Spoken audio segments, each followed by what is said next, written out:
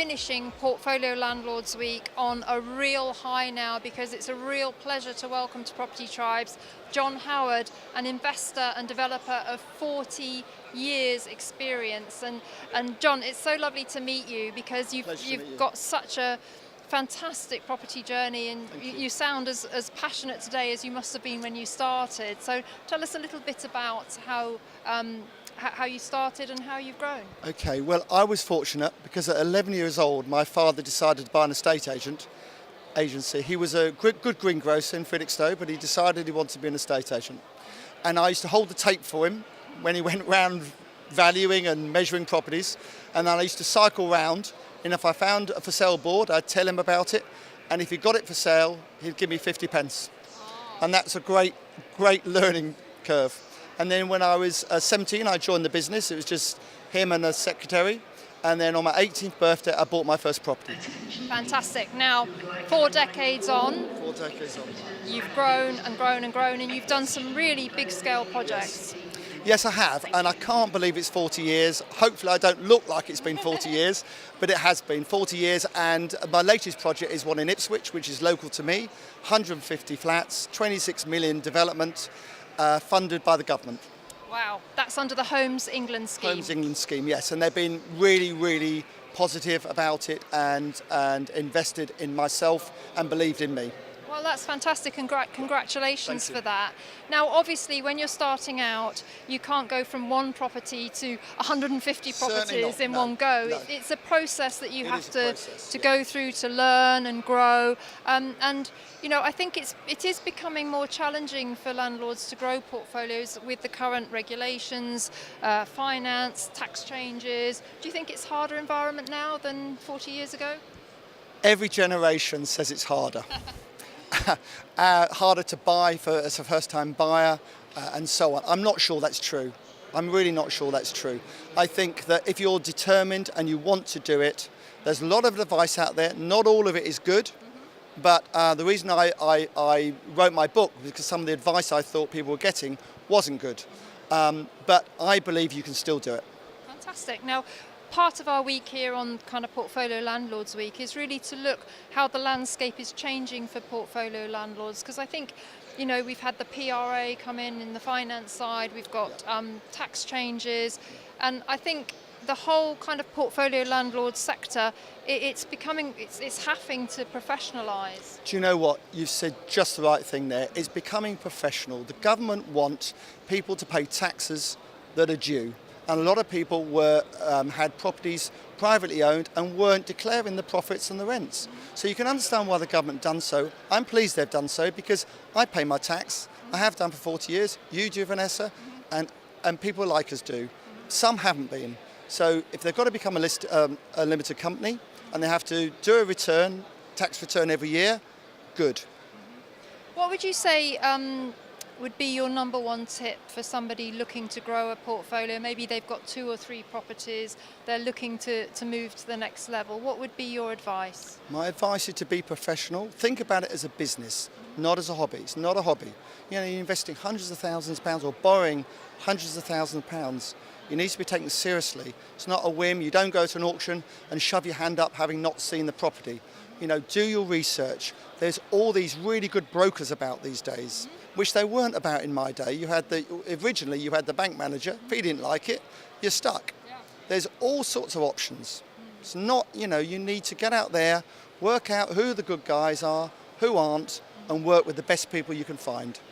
Absolutely. Now, in terms of the makeup of your personal portfolio, how keen are you on buy and hold compared to buy and sell? My wife says, John, you do not need any more. Please don't keep tying our cash up. But I'm a deal junkie. I make sure they're good deals, but we have a portfolio across the UK. I'm not looking to grow it a great deal because I believe I have enough. But I'm still very happy to trade and do deals and help people on their journeys. What's your view on people? Certainly, one of the trending topics we see on Property Tribes is landlords being encouraged, you know, southern landlords being encouraged up north for these allegedly higher yields and so on. Clearly, investing out of the area, that greatly enhances the risk if you don't know the local area. My advice is always the first 2 or 3 deals do locally, because you want to know what it is, see the people, you get to know who's who and so on locally. It's much easier. After that, if you want to invest up north, and I've invested a lot up north over the years, be careful of the areas. I can go and buy you today a house in Burnley for £25,000, but I don't advise you do it. So it's very easy to get excited about it's so cheap, it's this, it's that. I can buy you a flat in Scotland for 15,000, but I wouldn't advise you do it. What you've got to remember up north is there is no property shortage. No shortage of accommodation whatsoever, not like the south. Yields are better, yes, but are you going to get the growth? Unlikely. Certainly if you go to Birmingham, which is Midlands, or Manchester, Liverpool, probably you will do, more so than you will if you go to some smaller towns. Be very careful. No, I totally agree. In terms of the kind of properties that you like to purchase, Yes. do you have like a kind of blueprint or boxes that you like to tick that actually meet your personal criteria? We tend to buy difficult projects, because by buying difficult projects we work on larger margins and our banks will support us. If it hasn't got planning, our banks don't mind, and so on. So we're slightly different to some of the others. If it's a challenge, I like a challenge, and I like the returns that can bring me. And being as experienced as I am, I can take those risks and those challenges on. Not everybody can, I understand that. At the moment we're doing quite a lot of listed buildings, we do a lot of listed conversions and things like that, and properties with problems. That's very interesting, and I think it's important for landlords to understand that those kind of projects come with much higher risk, and you do need the experience probably before you dive into them. I kind of liken it to maybe a learner driver getting into a Ferrari. Do you recommend that landlords start their portfolios with just solid workhorse, single occupancy buy-to-let, and then as their experience increases, then they can think about doing some of these more complex projects? Absolutely, because I think people tend to then specialise in one thing. So I say in my seminars, if you ring an agent or go and see an agent on a estate agent on a regular basis, they're going to want to know what you do. It's not saying, oh, well, I'll do anything, because you won't get a phone call from them. If you say, well, I specialise in this or I specialise in that, then you will. So you need to know what you want to do. You don't want to do something you don't enjoy doing. You need to do something you enjoy, otherwise you won't do it well.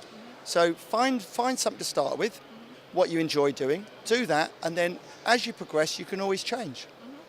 I think that is important, to constantly fine-tune what you're doing, assess your portfolio, Absolutely. review it, audit your portfolio, and I think you've been in the game 40 years. I'm sure that over time your personal goals have changed, and you've had to kind of review your own strategy as they change. You need to keep looking at it. Vanessa, absolutely. Originally, we used to buy sitting tenanted flats with regulated tenants. Now, there's none of those left. We used to buy them at 50% of the open market value. We used to work the tenants, go and see them, pay them to leave and all sorts of things, and we'd not double our money because you had to do them up, but you'd make very good profits. Then we went on to doing buying tower blocks off local authorities at one point, because to blow a tower block up used to be £500,000. We'd give them £500,000 for it. So they're double whammy for them. They were much better off. We'd refurbish them, sell them to first-time buyers. Then that stopped. And then we went into doing listed buildings and converting offices back into residential. So we've changed over the years. We've hopefully been one step ahead of the curve all the time. I think that's a great way to end this interview, is to say that I think the portfolio landlord of the success stories of the future, despite the challenging conditions, will be those ones that stay one step ahead of the curve, Absolutely. Look for the opportunities. Absolutely. Yeah, I couldn't agree more. That's what it's about. It's about reinventing yourself. When people have caught up with you, go again.